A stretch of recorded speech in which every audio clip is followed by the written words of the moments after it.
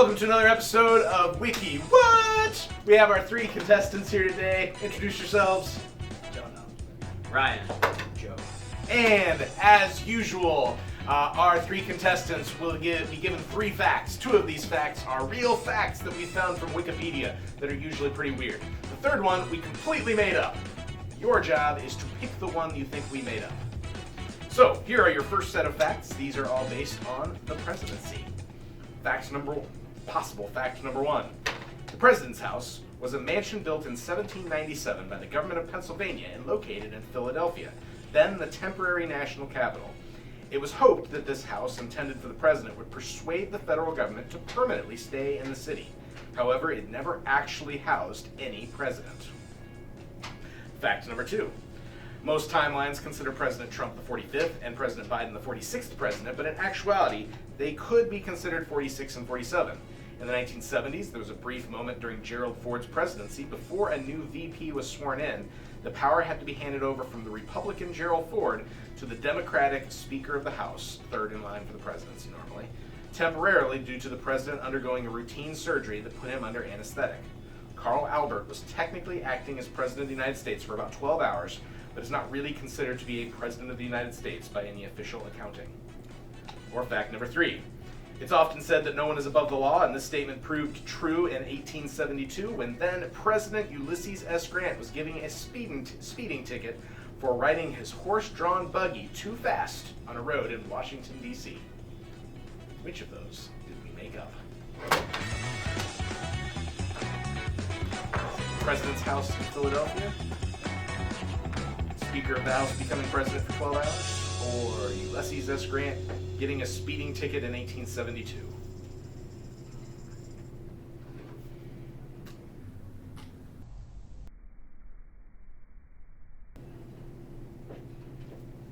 Do we show them? Once we have all answers, then yes. I changed my mind. Do we all have answers? Yes. Flip them over. And all of you went with three, and that one is absolutely true. You really did get a speeding ticket in a horse-drawn buggy, apparently. The one that is false is the second one. Gerald Ford, that stuff does happen regularly, but it apparently didn't happen before he had a new VP. That actually is totally ripped off from West Wing. So that's. I was thinking of the first car speeding ticket. No, it did say horse-drawn buggy, but I had no idea that they gave speeding tickets back then. But this is what it tells me from what you found on Wikipedia. The second set comes from the world of railroads. Fact number one. Railroads were the first to establish a U.S. time zone system to simplify train schedules. First adopted in 1883, it predated the U.S. standardized time zone system by 35 years. Fact number two. During a financial rough patch, the Connecticut Valley Railroad published plans to expand northwards, despite having no real intentions of doing so, as a way of enticing a competing railroad to buy out their company. This expanded line would directly compete with the New Haven's ex-Hartford and New Haven Railroad line. The scheme was a success. Protective of its lines and fearing competition, the New Haven spent a considerable amount of money to take control of the Valley Railroad in fall of 1882, paying well above market value in doing so. So, weird financial scheme. Or the third one, during the creation of the Continental Railroad in the 19th century, there was once a time that dynamite was used to clear land where they wished to build, only to reveal an underground crypt used by Native Americans that held artifacts that are valued at a worth of about $10 million in today's money. Which of those did we make up?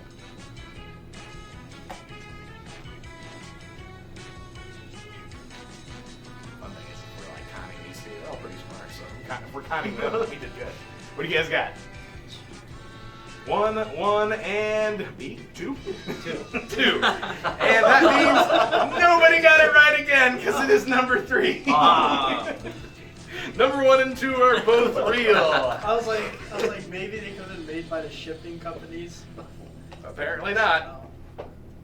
All right, our third set are about the company IKEA.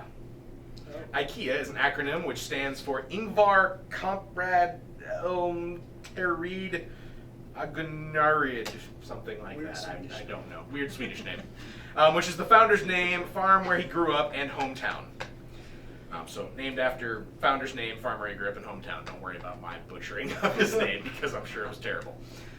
Second one, IKEA is known for their cheap and do-it-yourself friendly projects. However, they also had a luxury line of furniture which included a $15,000 couch, but still required some assembly.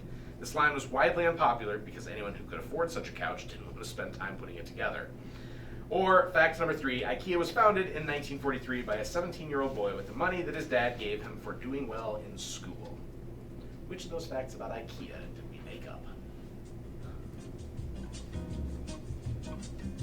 The only part of that name I feel comfortable that I said right is Ingvar, and I'm actually only about 80%. What you guys got? Everyone have an answer? Well, we got someone right this time. It is number 2. Yeah. Point for each of you. There's still time to come back. You're still in this. There's 2 more. Ryan, why have we gone 3 for 3? Are you looking off my... I think you're looking fine. No. All right. Set number 4 deals with plutonium. Fact number 1, plutonium is often known for its nuclear use cases, but it was also widely used in pool cleaning chemicals because it has such a great effect on killing algae growth until 1941 when the harmful effects of plutonium were discovered. Fact number 2, in 1944, Donald Mastick, a chemist working on the Manhattan, accidentally swallowed some plutonium after a small explosion in the lab. They were able to remove most of the plutonium. However, for days afterwards, his breath could make the needle on an ionization chamber go off the scale, even from across the room. Some was still detectable 30 years later. That is the Manhattan Project. Little typo. Yes, lots of typos. I also like how you misspelled Manhattan, so it's like 1 T. The third one. In 1960, if I'm ever awkward in any of these, unless it's a Swedish name, it's because I don't know what the heck Quinn wrote. Because he leaves words out. But I thought you were supposed to be the computer guy. He's the computer guy, not the complete sentence guy. In 1965, the CIA lost plutonium capsules on the Nandi Devi mountain after a mission to plant a nuclear testing device on the mountain was derailed by weather. A search mission involving 200 people a year later couldn't find the device, and it is believed that it is still somewhere there today.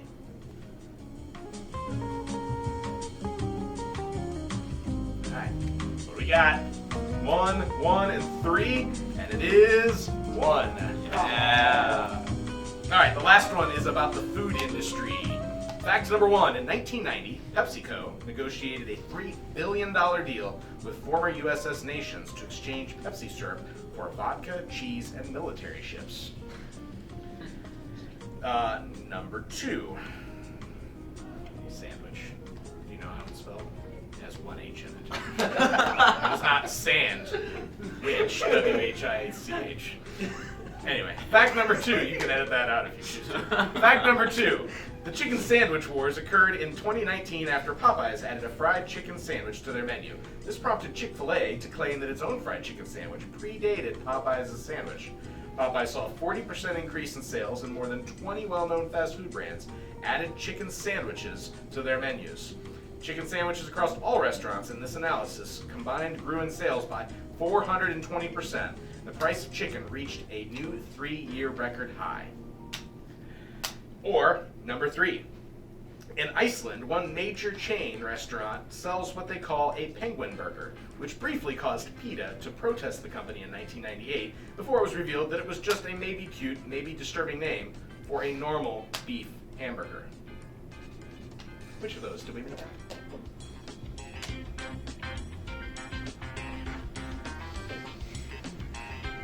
You have a right about this because you're right about one. No. If you get this wrong, either one of them I'm can waiting tie for you and them to send write it to a tiebreaker. And this is the last one, so you get it right and you win.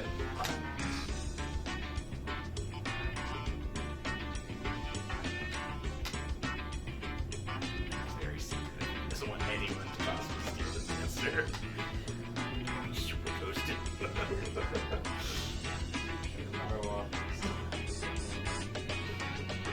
All right, we all have an answer? Let's see them.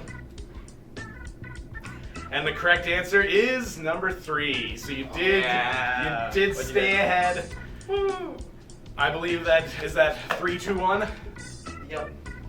All right, so in this episode, our winner, Ryan, with a score of 3 and 2 and 1. Congratulations, Ryan, on your solid win. Would you like anything you want to say as you I'd like to the thank thumbs up of glory? I'd like to thank my parents, teachers, Quinn, and my fellow competitors. And the big man upstairs. Thanks for joining us in this episode of Wiki Whaaat. Join us next time.